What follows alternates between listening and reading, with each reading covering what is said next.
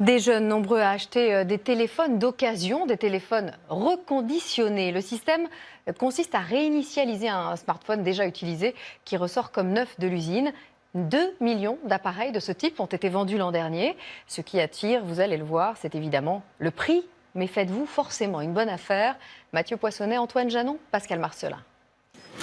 Comme chaque jour, Aurida déballe ses colis.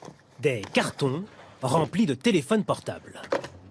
Ils viennent de toute la France, de particuliers comme vous et moi. Vous changez un téléphone, on le renvoie chez l'opérateur qui nous renvoie leur téléphone et qu'on reconditionne derrière. Ils ont servi 1 heure ou plusieurs mois. Dans cette usine du sud de la France, ils vont être remis à neuf. C'est ce qu'on appelle des portables reconditionnés. Les Français en raffolent. 2 millions ont été vendus l'an passé. Ici, toutes leurs données vont d'abord être effacées et leurs composants diagnostiqués. Je vais m'assurer qu'en fait la face arrière, il n'y ait pas de défaut. Sur le contour pareil, et là on peut voir un défaut sur le contour. À cause de ce petit accrochage, il sera vendu moins cher. Un détail, l'essentiel se passe sous le capot.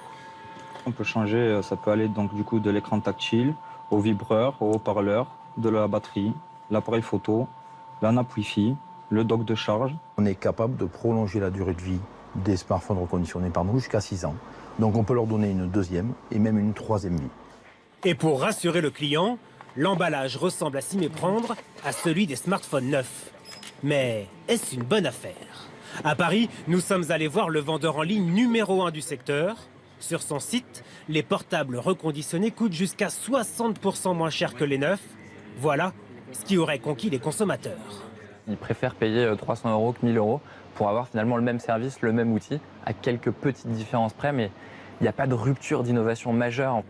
350 usines fournissent ce revendeur, alors pour s'assurer que le site vend des appareils conformes, Franck effectue des commandes mystères et dissèque les téléphones. Là par exemple, on peut le voir, il y a une grosse rayure.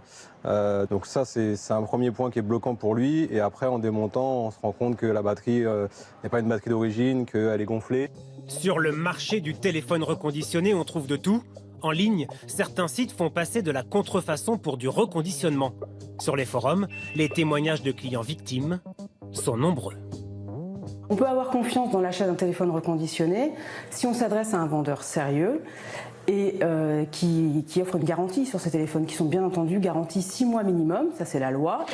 L'atout de ce type de portable, c'est aussi qu'il permet de lutter contre l'obsolescence de nos appareils et de recycler des matériaux souvent polluants.